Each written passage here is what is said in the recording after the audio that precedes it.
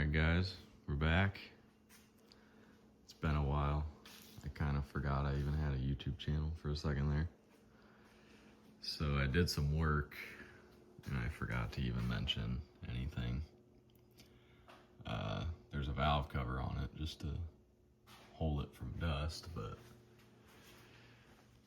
there is nothing under that valve cover. Here's the injectors. Oil rail is wrapped up and just other miscellaneous stuff.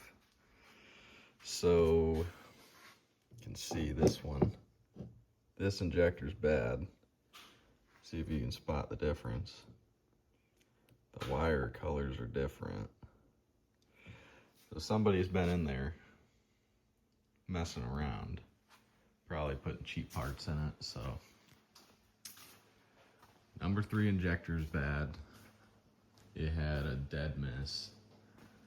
It was kind of in and out, but 99% of the time it was just completely dead. So honestly, the only thing I can really say about doing passenger side injectors, everybody says they're the hard side and it's super hard to get the oil rail. This will get you those 2 bolts on the oil rail next to the heater box. It's like just a right-handed screwdriver deal, so they're just screwdriver bits. It's kind of in there, but it's just a bit, kind of like something like these. So they just come out and you put that in there, and then it's like a ratchet. It's $3 at Harbor Freight. You can tell it's not very quality, but you only need it for two bolts. So that did the trick for me. I've done this before. It's just been probably 2 years at least, so really not that big of a deal. I tried to check my injector harness because it was throwing low circuit codes, like it might be a broken wire in the harness. Pulled the FICM off and I found broken clips and a bunch of silicone in the harness and the FICM. I had to dig it out of the FICM, so went ahead and just replaced that. One thing I can tell you about those is don't mess around with those. Only get them from Ford. So that's what I did. I bit the bullet. I went straight to the Ford dealer. Ordered one. It was like $410. But I've messed around with those before, and I've got ones that didn't fit, and I've got ones that made the truck run like garbage, so with a previous truck. So I went straight to Ford. It fit exactly how it needed to, and it runs perfectly fine. I drove it in here, so obviously it was running on 7 cylinders, but it ran how it did before, so all good there. And I ordered 4. I'm just doing this one side because, I mean, kind of lazy, but injectors are really expensive too, so just doing the one side. I got some holders premiums, stock size, best of the best, because I'm not trying to do this again. I'll go over what's a little new on the truck. Obviously, if you've watched my other videos, we got clears with the DRL strip. They do work. I can't show you because my batteries aren't hooked up. And we got chrome mirror caps and switchback mirror lights. They're white running lights, and then still obviously amber turn signals, 3 strips in each. And put a big tip on it. Alright, I just want to go over a little something before I go back together with this thing. If you're an enthusiast you can look at these and know what I'm about to say. These heads are 10mm heads. So these that came out of my truck are OG of OG. These are the first design ever of standpipes. Just 3 O-rings. So I'm very surprised that those were in there and holding up. But nonetheless, this is what we got. As you can see, 13mm head. They update these. When they updated them, they changed to a 13mm head. So you kind of just see the difference there.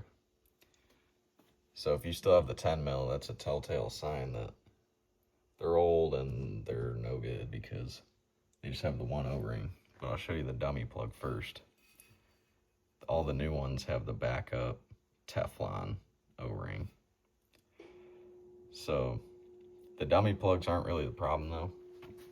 The problem is where the standpipe connects. So this O-ring ends up blowing out, and that'll give you hot no start or a no start at all if it's completely blown. So these diesel sight are known to be best of the best stock style setup, as in 2-piece. You can get a welded set where they just weld it together, and that eliminates that O-ring failing because obviously it can't lose pressure because it's 1 piece.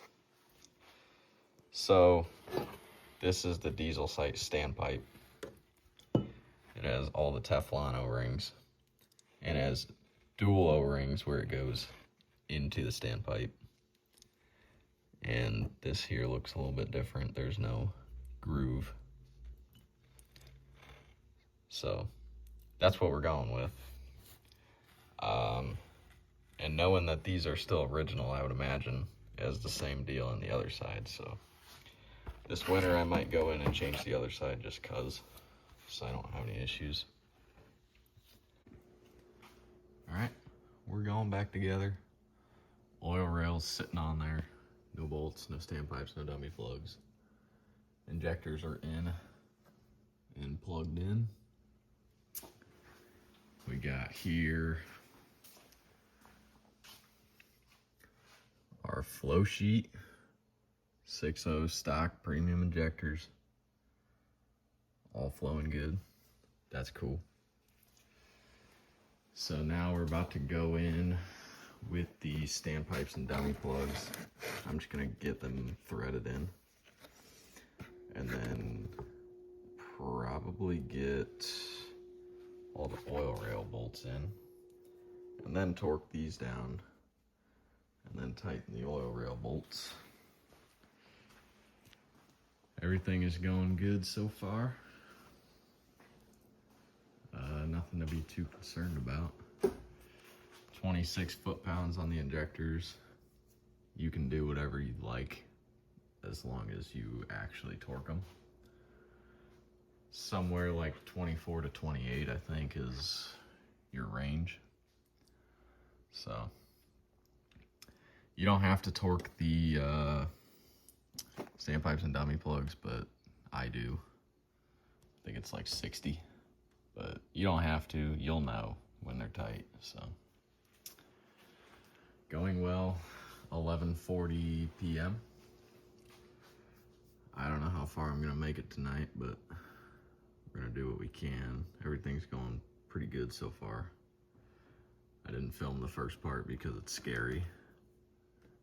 I like to really make sure I'm dropping those injectors right where they need to go and not bouncing those tips off anything, so should be good. New standpipe is down in there under the oil rail as well, so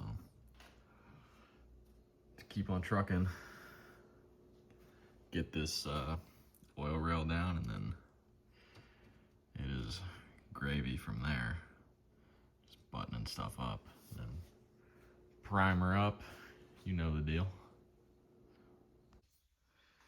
Just gotta mount the glow plug control module, intercooler pipe, plug in a couple things, and we'll be priming her up here soon. 1 in the morning. Taking a little break for my knees.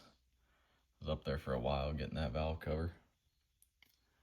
Not too bad. This definitely went a lot quicker than I remember the last time going. I was a rookie back in the day. Now I'm just busting this thing out. No problem. So we'll be priming her up here shortly. Okay, fully back together. I just took the batteries up. We're gonna check the injector clatter, or whatever you want to call it. Key on, engine off.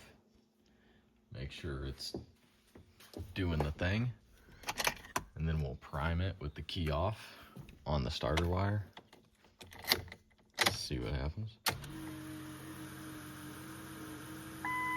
Things are happening.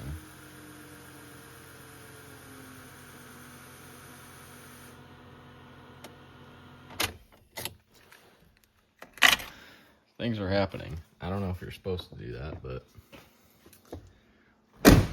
sounded pissed. So key off, starter wire disconnected. Right here, plugs into here. We're gonna go straight to positive with this bad girl. It will not start because the key is off, so the FICM's not on or nothing. So let's go. We'll go for like 20 seconds or so and then wait and probably do that 1 or 2 more times, and then we'll try to hit the key.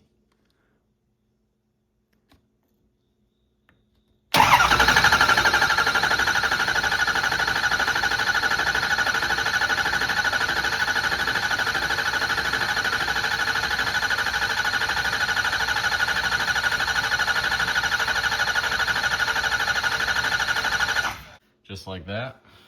Do it 1 or 2 more times before we hit the key. Some people don't do it that way at all, but I've heard it can burn up the FICM.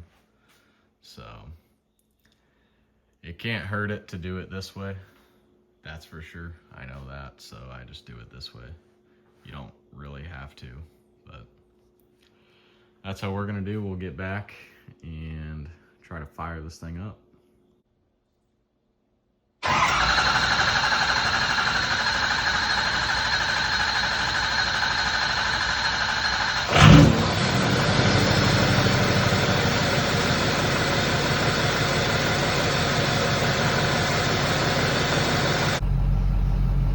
Boys, we're rolling, not missing. About 2 in the morning. I've heard you're not supposed to tow for like 800 miles after new injectors, so I'm assuming that means not beat on it for a couple miles after new injectors. So I'm not gonna whoop it. I'm just gonna drive it around, try to prime it up a little bit, come back, change the oil, change the fuel filters, and then maybe tomorrow. Feels good to be back in this thing though.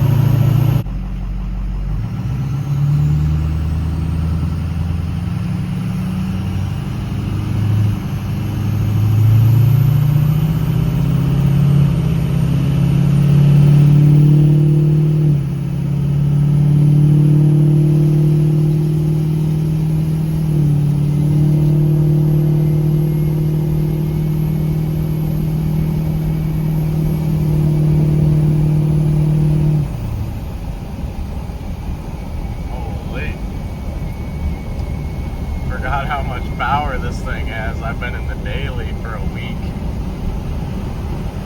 We're just smooth cruising like it's nothing.